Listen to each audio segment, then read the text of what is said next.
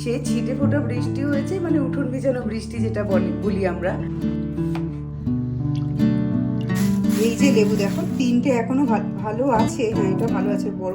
এটা তেলকাশিটা পড়ে না, কি সুন্দর লাগে না দেখতে এগুলো। তৈরি হয়ে গেছে আজকে টার্কিশ এগ। আমাদের কাহিনীর নতুন একটা ভিডিওতে তোমাদের সবাইকে অনেক ওয়েলকাম। কেমন আছো তোমরা সবাই? আমরা কিন্তু বেশ ভালো আছি। আর জানো, রাত্রেবেলা যখন ঘুমাই না, তখন মোটিভেশন নিয়ে ঘুমাই। সকালবেলা তাড়াতাড়ি উঠবো, একটু হাঁটতে যাব, একটু শরীরের যত্ন নেব। কিন্তু যখন ঘুম থেকে ওঠার হয়, ঘুম যেন আর ছাড়ে না, কিছুতেই উঠতে পারি না। সেই সব কিছু রেডি করে রেখেছি, কিন্তু আমি কিছুতেই উঠতে পারলাম না, আর হাঁটতে যাওয়ার সময় নেই। প্রতিদিন ভাবি হাঁটবো, এখনো পর্যন্ত করে উঠতে পারিনি। যদি কখনো করে উঠতে পারি দেখাবো। আর কিভাবে নিজেকে মোটিভেট করব যে হাঁটার জন্য, সেটাও বুঝতে পারছি না। আগে জানো তো, পুনের ওয়েদারটা এরকম ছিল যে দিনের বেলা যদি প্রচণ্ড গরম হতো, সন্ধে নামতে নামতেই বৃষ্টি হয়ে যেত। এখন আর সেই ওয়েদার এখানে নেই।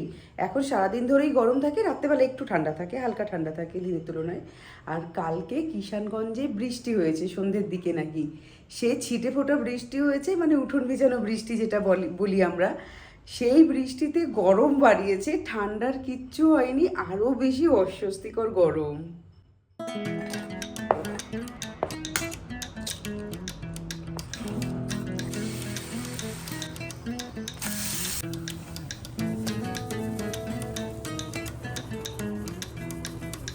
তৈরি হয়ে গেছে এখানে ব্রেকফাস্ট আমার।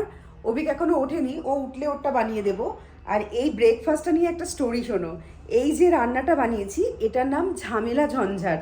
ঝামেলা ঝঞ্ঝাট আমি রাখিনি, এটা আমি পেপারে দেখেছিলাম রান্নাটা। আর এটা হচ্ছে সেই সময়কার রান্না, যেই সময় আমি স্কুলে পড়ি, 6-7 হবে সেরকম সময়। মানে ছোটোবেলা থেকেই আমার একটু রান্নার প্রতি ন্যাক বেশি ছিল। মানে কীরকম ন্যাক, সে আবার ডেলিকার রান্না না, পেপারের রান্না। আর সেই সময় ইন্টারনেট তো ছিল না আমার ছোটোবেলায়, মানে 5-6-এ আমি ইন্টারনেট পাইনি সেই সময়। তো সেই সময় টিভি চ্যানেলে রান্নার শো আসতো, কিন্তু হাতে গোনা কয়েকটা।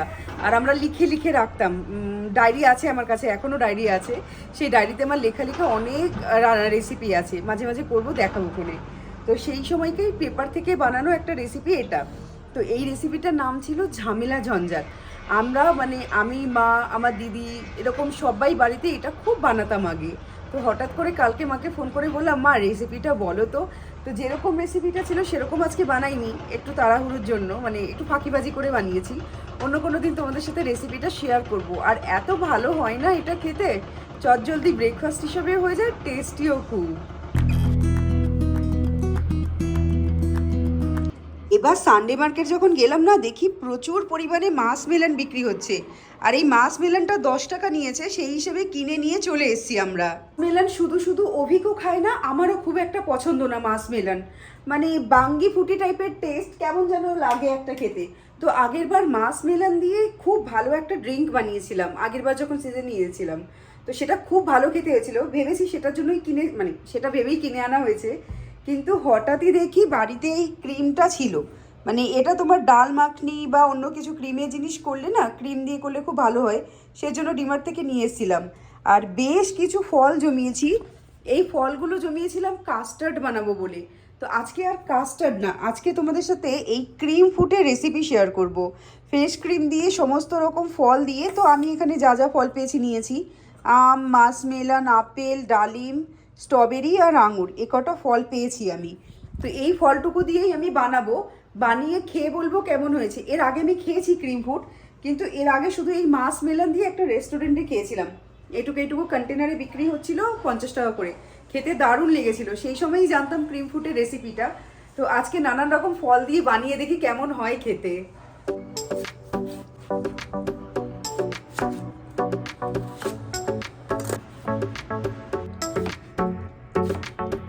এখানে আমি যা যা ফল দেখালাম, সব ফলগুলোকেই ছোট ছোট কিউবের মতন টুকরো করে নিয়ে নিচ্ছি। আর তোমরা যদি এই সব ফল না পাও, যে ফল পাবে তাতেই হবে।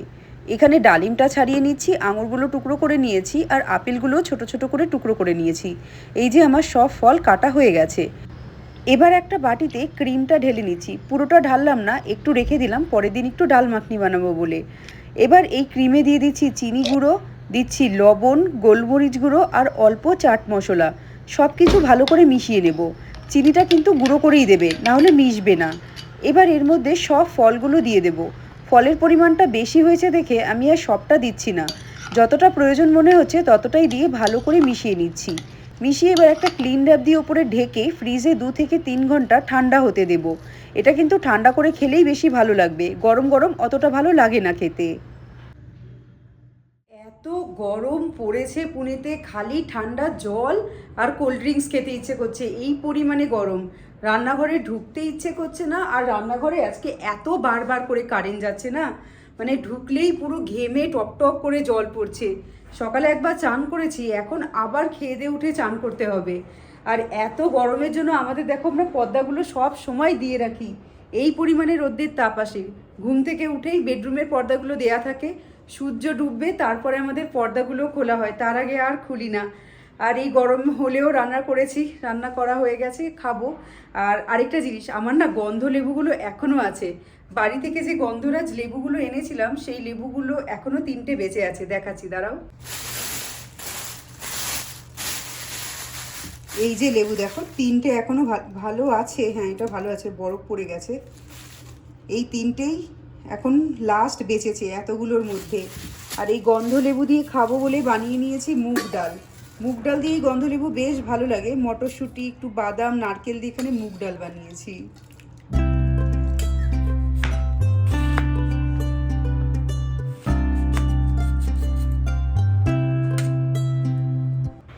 এবার লাঞ্চের থালাটা সাজিয়ে নিই। ভাত, লাল শাক ভাজা, লাল শাকটা আগের দিনের, মুগের ডাল আর মাছের কালিয়া, সাথে লেবু আর এক টুকরো পেঁয়াজ। হয়ে গেছে আজকের লাঞ্চ থালি রেডি। এটা অভিকের জন্য বেড়েছি ঠিকই, কিন্তু ও গন্ধলেবু খায় না, গন্ধলেবুটা আমি নিয়ে নেব। এমনি দেখানোর জন্য গন্ধলেবুটা দিলাম এখানে। আমার গন্ধলেবু প্রচণ্ড ভালো লাগে, আর অভিকে থেকে গন্ধলেবু পছন্দই করে না, খায় খুব অল্প পরিমাণে। আমি যেমন একদম ভালোবাসি গন্ধলেবু খেতে, ওর আবার সেটা না, ওর আবার পাতিলেবু ভালোবাসি সেরকম। এই যে এখানে ফ্রিজ ম্যাগনেটগুলো আছে, এটা গোয়া থেকে নিয়েছিলাম, আর এটা মহাবালেশ্বর থেকে। স্ট্রবেরি ফেমাস মহাবালেশ্বর, এই জন্য স্ট্রবেরি করা আছে। তো এগুলো এই ক্লিন র্যাপটা দিয়ে ভালো করে মুড়ে দেব। এটা যেহেতু কিচেনে থাকে না, খুব তাড়াতাড়ি এগুলোতে তেল কাজটা পড়ে যায়, তো সেই জন্য এই ক্লিন র্যাপটা দিয়ে ভালো করে মোড়া থাকলে পরে এটা আর তেল কাজটা পড়ে না। কি সুন্দর লাগে না দেখতে এগুলো। ক্লিন র্যাপ খোলা যে কি ঝামেলার ব্যাপার, মুখই খুঁজে পাওয়া যায় না। আর খুঁজে পেলেও হাফ খোলো, হাফ খোলার পর দেখি ওটা মাঝখান থেকে আটকে রয়েছে।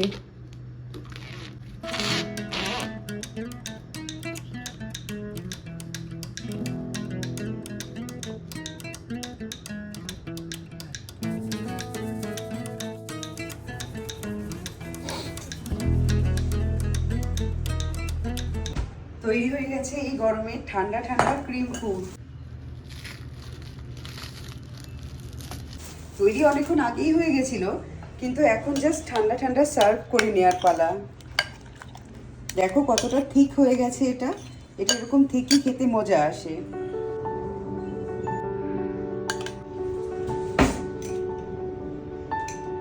ঠান্ডা ঠান্ডা ক্রিম ফুড।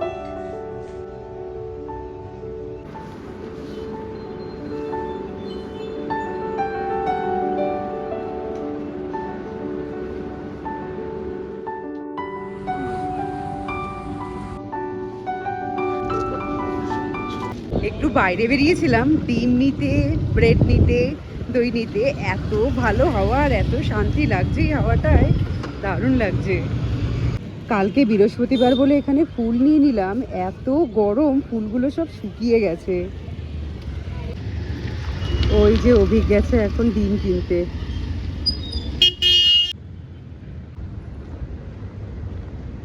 ডিমটা নিয়ে আমি একাই আসলাম, ডিম নিয়ে বাইকে বসলে না ফেটে যাওয়ার চান্স থাকে, তাই এইটুকু নিয়ে হেঁটেই আসলাম। আর আজকে রাত্রে ডিনারে রেসিপি বানাবো হচ্ছে টার্কিশ এগ, আর সাথে ব্রেড থাকবে, সেই জন্যই সমস্ত কিছু আনতে যাওয়া। আর এত সুন্দর হাওয়া না, বারবার বলছি, মানে সূর্যটা ডুবলে এত ভালো হাওয়া দেয়। ও, হাওয়ার আওয়াজ পাচ্ছ কিনা জানি না, শান্তি।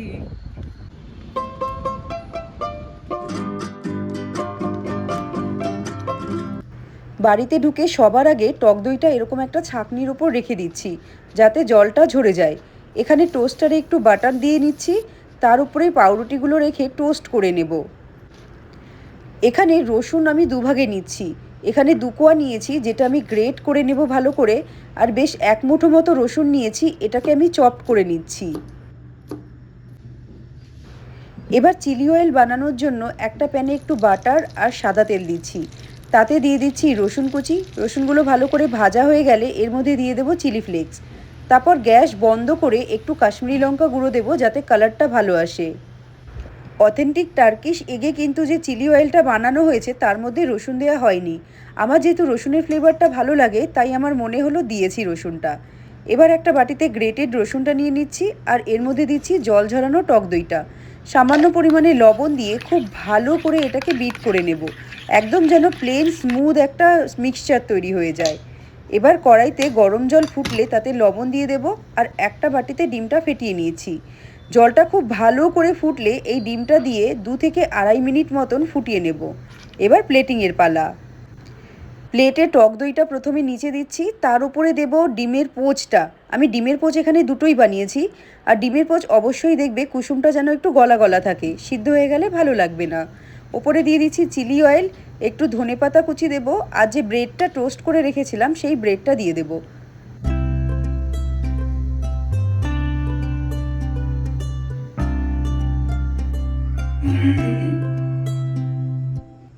তৈরি হয়ে গেছে আজকে টার্কিশ এগ। এটা বেসিক্যালি ব্রেকফাস্ট, কিন্তু আমরা এটা খাবো ডিনারে। নাও, ওয়াও, দেখতে কিন্তু ভালো লাগছে না? দারুণ লাগছে জিনিসটা। হ্যাঁ, এটা কি নাম বলি? Turkish egg. এটা ব্রেকফাস্টে খাই, আমরা ডিনারে খাবো। ওকে, এবার খাওয়ার নিয়মটাও বলে দে। ওই এই যে এই ডিমটা আছে, ডিমের কুসুমটা, এটা হচ্ছে ব্রেড দিয়ে ভাঙবি, ভেঙে দইটার সাথে ডিমটার সাথে ভালো করে মাখিয়ে খাবি। এই যে, হ্যাঁ,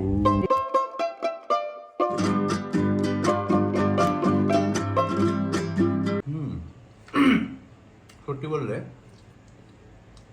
ইনিশিয়ালি ভেবেছিলাম দই আর ডিম কম্বিনেশনটা কখনো ভাবিনি, বাট সবগুলো মিক্স করছি, স্পেশালি ডিমের কুসুমটার যে এফেক্টটা আসছে না, অলটুগে জিনিসটা সত্যি ভালো লাগছে, সত্যি ভালো লাগছে। তারপরে উপরে এই কি মশলাগুলো দিয়েছিস, যে চিলি অয়েল ও গার্লিক ফার্লিক কিছু দিয়েছিস।